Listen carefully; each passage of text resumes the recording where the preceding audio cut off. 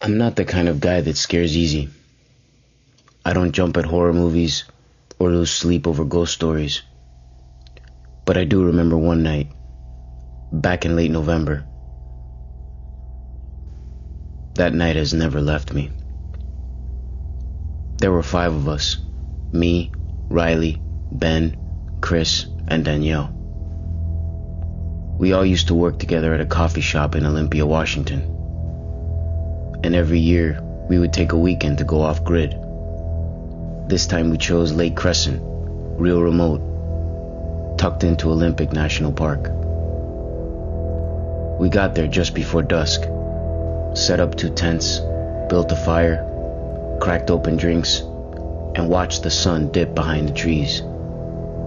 It was peaceful, quiet, too quiet if I'm honest. The kind of quiet where you hear every twig snap and wonder if it was an animal or something else. Around 9 p.m., someone suggested we tell scary stories. It seemed fitting. Chris started us off with a classic hitchhiker tale. Riley went next. Something about a sleep paralysis demon. They were decent, funny even. Now, quick side note. Ben's kind of a wildlife nut. He works with the Forest Service sometimes, does video surveys of animal movement for conservation projects. He brought a couple of night vision trail cams, said he wanted to catch footage of elk or black bears moving through the site after dark. We let him set up a few around the camp, half as a joke, half out of curiosity. Anyway, just as Danielle was getting ready to tell her story, someone noticed another campfire flickering a little ways through the trees, maybe 100 yards off.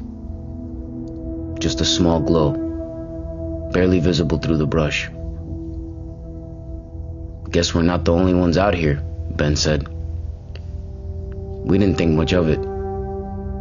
Figured it was another group tucked farther off trail. About 20 minutes later, we heard branches cracking. Slow, deliberate footsteps approaching. A guy stepped into the firelight. Late 20s, maybe early 30s, scruffy beard, old flannel shirt. He gave us a nod and held up a 6-pack like a peace offering. "Hope I'm not crashing," he said. "Saw your fire. Figure I would trade a 6-pack for a story." He had a voice that made you feel like you already knew him. Familiar, easy. So we made room. Handed him a seat on one of the logs and offered him a drink. His name was Wes. I assume he must have come from the other site. And now, when I think back, we never saw him walk from that direction. But the beer and the smile smoothed it over. After a few more stories, someone looked at West and asked, "You got one for us?" He paused, looked around the circle like he was sizing us up. Then he said in this calm, flat voice, "Okay, I'll tell you one, but it's real." We laughed, of course. Everyone's scary story is always real, right? West said it happened in 1978. Same part of the woods, same lake. A group of college students camping out for the weekend, 5 of them. He described the site in eerie detail. The rocky embankment, the tree with the double trunk, even the little makeshift fire ring someone had left behind.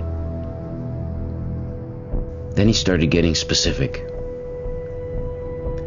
One of the guys went missing the first night. No sounds, no struggle, just gone. They found his flashlight about 30 feet from the camp, still on. Lens cracked, nothing else. He looked at all of us around the fire. Then he continued. Second night, one of the girls went to rinse out a pot by the lake. Her boyfriend swore he saw her silhouette standing there for minutes, not moving, just staring out at the water. He called out, she didn't answer. When he walked over, she was gone. Only thing left were her boots, side by side facing the lake, laces undone. No one laughed this time. Wes leaned in, his voice low but steady. By the third night, they were too scared to sleep. Sat up in shifts, clutching hunting knives and bear spray. One of them claimed to hear something walking just outside the tents all night. Not circling, but pacing. Like someone was thinking, like someone was deciding. The fire popped sharply and everybody jumped. Wes didn't react. They tried to leave at sunrise, he continued. That's when they found the message, scratched into the back window of one of their cars. 3 words written with a blade. He held up 3 fingers as he continued. Stay 1 more. Even the fire felt colder after that. Then Wes leaned back slowly and gave a short, low chuckle as he took a long sip from his beer and smiled. You should have seen your faces just now, he said. For a second, I thought Chris was about to cry. Danielle let out a shaky laugh and shook her head. Okay, you got me. Chris muttered, yeah, that was pretty messed up, man. Wes raised his bottle like a toast. Cheers to campfire classics. A minute later, he stood up, nodded towards the trees and said, I'm turning in that way. We figured he went back to his own site. The second campfire was still flickering faintly through the woods. The next morning, we were slow to wake up. Hungover, half frozen, still laughing about the West and the great story he told. Ben was already up, crouched by the fire pit, syncing his night vision cams to his tablet. He didn't say anything for a while. Then he goes, you guys need to see this. The footage starts normal, just the glowing outline of tents, some shifting shadows, a raccoon sniffing our cooler. Then Wes appears. Alone, silent, walking slowly between our tents. He's holding something in his right hand. Ben freezes the frame and zooms in. It's a knife. A big, fixed blade, military-style knife. We watch, speechless, as Wes stops at each tent, listening, tilting his head. At one point, he crouches by mine. Just crouches.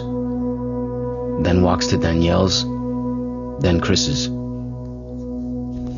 And right before the footage ends, he turns towards one of the cameras. Maybe he saw the lens, maybe he didn't. He just stared for a second, then walked off into the woods. We packed up and left within 10 minutes. No jokes, no breakfast. Back in Olympia, I kept thinking, what if I hadn't woken up? What if one of us had gone to the lake alone? A week later, I saw something on the local news. 2 campers in northern Idaho had gone missing near a remote trail. A third in their group told police they'd met a guy by their fire the night before. They said he was friendly, brought beer, and told a scary story about campers vanishing in the 70s. He left before sunrise. They said he looked about 30. Scruffy beard, flannel shirt. Said his name was Wes. I know I should be happy. I got to walk away. But he took something. A piece of my mind that I don't think I'll ever get back. And the worst part is, there's a part of me that still wants to ask the question, Why did he let us live?